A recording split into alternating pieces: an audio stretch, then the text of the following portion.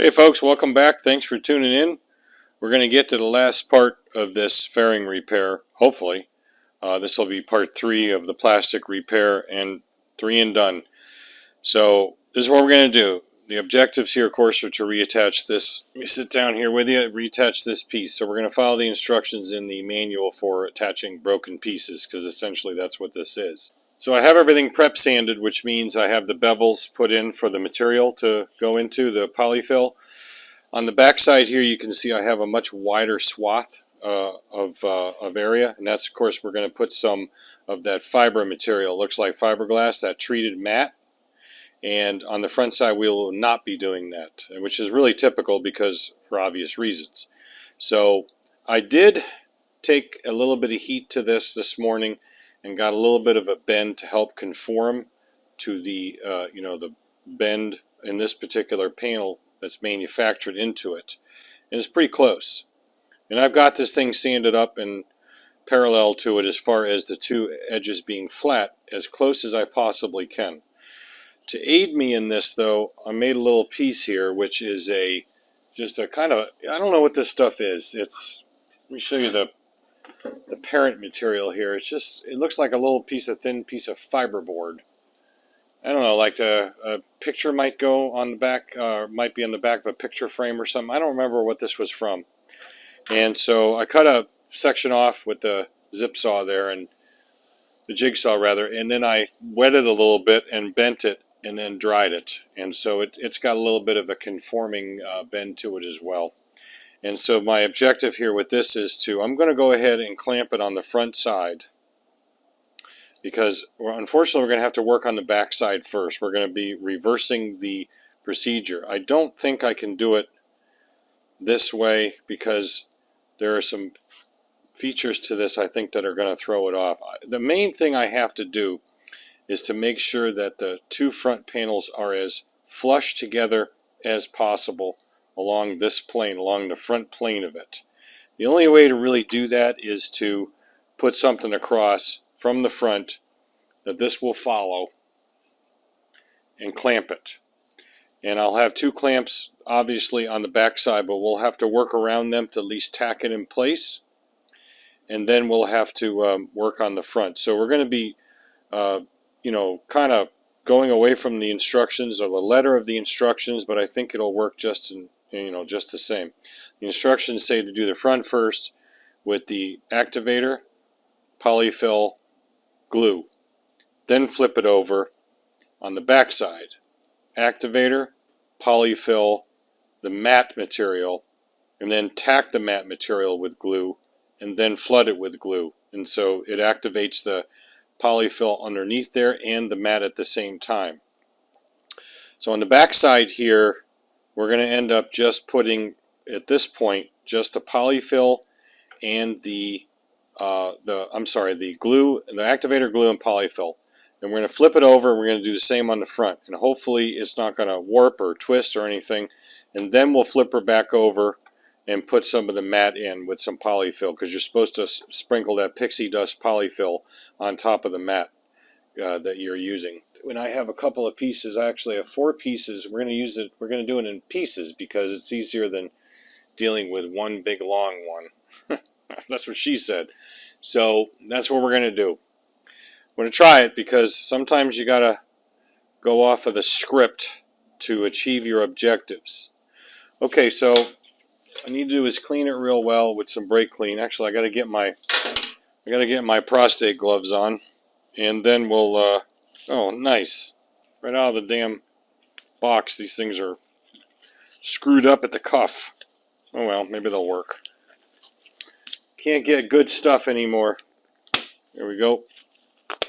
All right, guys, drop them and cough. Though we're gonna clean her off real good with brake clean by spraying it on the rag, of course. Wicked clean, and I mean clean, like you could do surgery on this thing. Okay, now on this piece that I made, you can see I have tape fixed to it. The instructions do indicate, and this would be typical in a crack repair, to put tape on the outside of it when you're working on the inside, or vice versa, and then you can peel the tape off, and then you do that side after you re-clean it. Now, I can tell you right now that the tape is going to stick no matter what you do, but it doesn't stick all that bad. I've used it before for similar crack repairs, and it just is what it is. But you can use tape. Now, naturally, this is not the sticky side, so we may have a little better luck with it, kind of the waxy side. So what we're going to do with this is I want to clean this as well so it can't contaminate the area I'm working on. Just kind of wipe it off with a little of that brake clean, just slightly damp on the rag, and that gets us clean so we know that we're good, hopefully. And then, now that I drop that in the dirt, we'll get that cleaning again. That's what you need pig mat for. That would be a nice little addition to my work area. Alright, so what I'm going to do is, I'm going to line this up about halfway, stick it in, and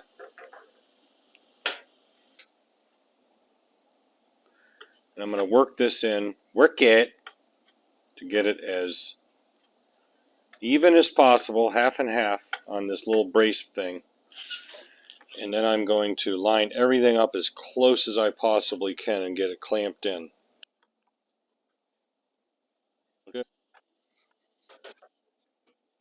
It's the only thing I can think of to get this where it hopefully is lining up exactly flush on the front. All right, I'm going to get this up in the air so the clamps are not pressing down and influencing that. I'll put something underneath it here, something to jack it up. For example, this other side cover we cannibalized for that small repair. I'm pretty well lined up here. I'm going to try to shift it just a skosh. That's good. These are good and tight. Good and tight. Now the problem with this setup is, as soon as I put some glue up here, it's going to go and run down there. So I'm going to need to get this pretty much level. So let me go ahead and reset this up. I don't want it running to the clamps because then it'll probably stick to them. I mean, this shit sticks to just about everything. So let me reset this up to be a little bit better, and then we'll come back to the video. Jack stand fits the bill. I got to get my PPE on here. So I'm going to get muffled again. At least you won't hear me when I burp, or at least it's clear. We're going to focus on the center here to tack this in place, for now at least. Maybe not. I don't want to get too far from the ends because it will influence it. Like, for example, right here. I'm going to have to push that one down or just let it ride and see what happens. We'll push this one down by hand as we do it because you can see it moves a little bit. Can you see that? I don't want the same thing to happen over there, so I think we'll go here and just get it tacked, or, you know, along this plane and here, something like that. Yeah, well, we'll try it. Try to keep the glue from moving around too much. So that's down really tight, so we're going to have to put that one down, just pressing it lightly. Let's make sure that our glue is not blocked up, because this stuff can do that after it sits for a while. Nope, we're flowing still. Good. Nothing is more frustrating than having this thing not flow glue when you need it. Alright, so again, hero or zero time. What's it going to be? Polyfill is ready. First step is activator.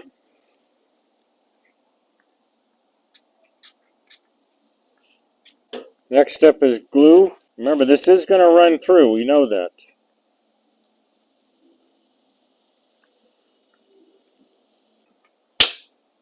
Yeah, that's okay. Yeah, that's actually pretty well lined up there. Alright, now, actually, I'm going to move it down. I'm going to do some polyfill over here. Can you? I got to see what you guys are seeing. I'm going to do some polyfill over here. The activator's still pretty good there. We're going to add a little bit more over here. I did a heavy coat of it. So again, this is outside the normal instructions for this, but we're going to have to take the chance.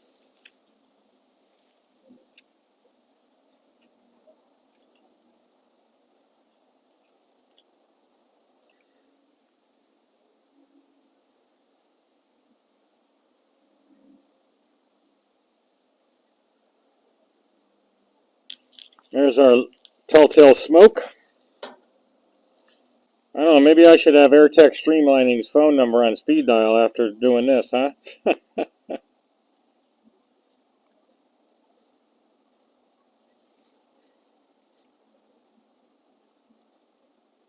Getting it down in that little relief that we cut for it, those angles, is the number one thing here.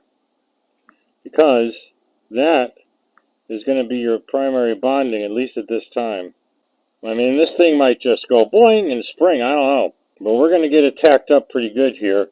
Not the entire thing. I'm going to move this clamp now and do that one spot at the end. Then we'll flip it over, take a look at it and see what's going on, and we can do a regular procedure on the other side. Wow, that worked out pretty well. We're pretty flush, but I wish it was better. Especially down here. You know what? I forgot to push that one down. Remember I said I was going to do that? That's what that's from. Up here it's flush. There it's flush.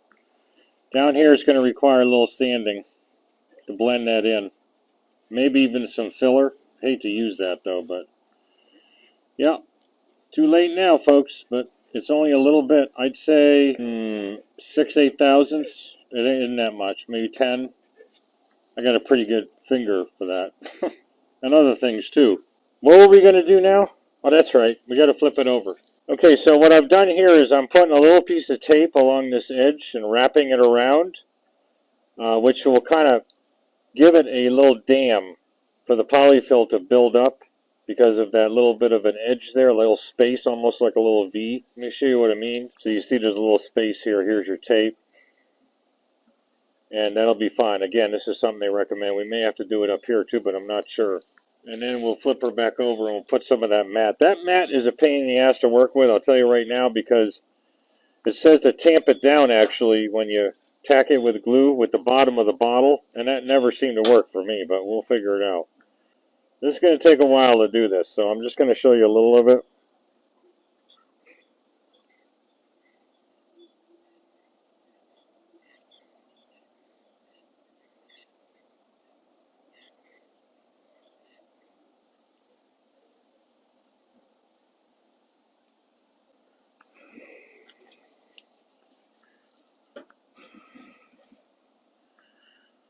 I'm going to run this entire length off camera, then we'll come back, see how it looks, and then flip it over and do the other stuff.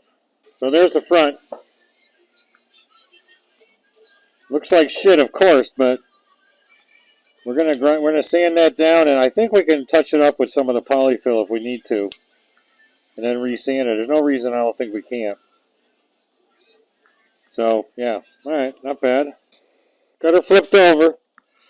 I've laid some poly dust in the groove after I put some activator on, and I got the mat in place, as you can see. And it says to put some poly dust on top of that. It says to, coat it, whatever that means. I don't want to go nuts with this stuff because I've done this before and it'll look like a big blob. I think that's going to work for us. Now we got to tack it. And I think what they mean by tacking it is like on the corners. So we'll drop one. It says to use the bottom of the bottle. Put a drop there.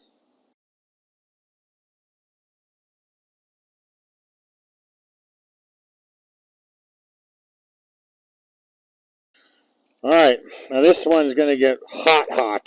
So let's get some glue on it. But we need to reinforce this back side. It's just the way it is. And this is going to also consume a shit ton of this glue. Just the way it is.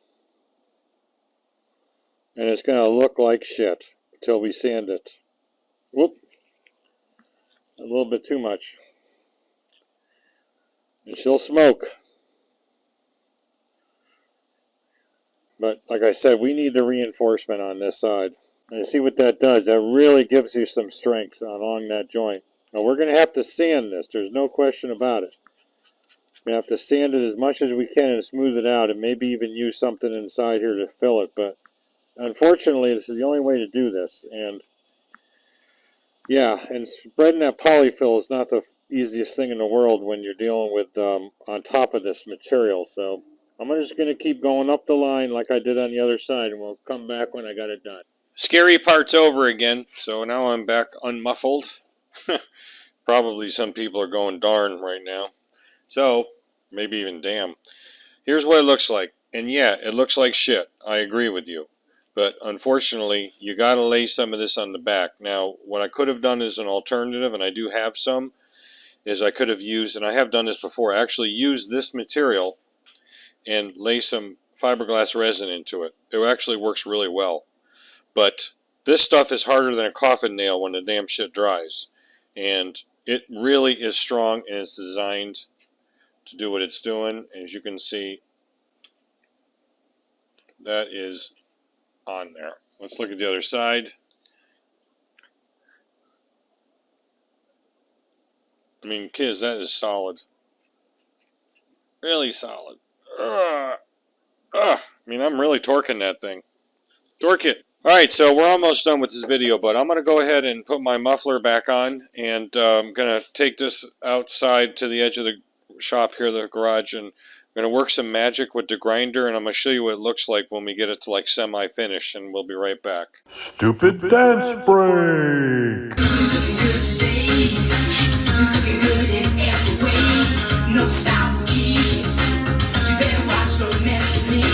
Okay, well, the good and the bad.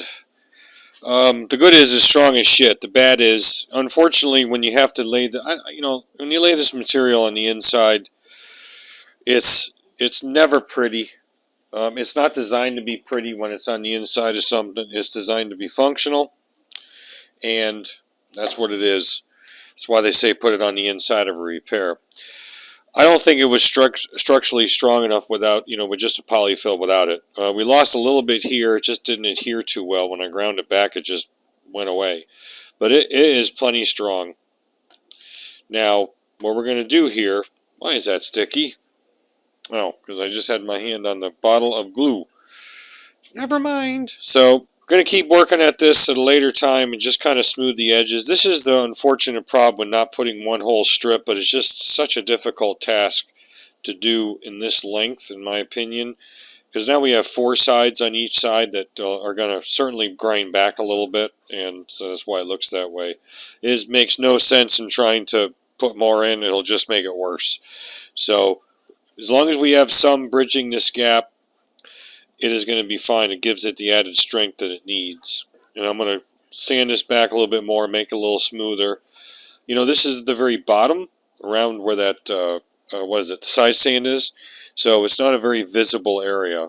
Now, speaking of visible, this is a visible area. This is on the outside. And where are you? Oh, here we are. This is on the outside. Sanding a bunch of this back, but like I said before, this shit is hard when it dries. It is super hard, and it takes a lot of sanding to get this back. Now, this edge unfortunately is out a little bit, but oh well. I'm going to try sanding it back in, but I think we're going to end up having to put some filler on it anyway, because this is too rough. We'll fill it in a couple of coats of filler, and then prime, paint it, with the paint primer just for now, just to touch this thing up and get it back into operational mode, and it'll be fine. The inside, I'm not really worried about.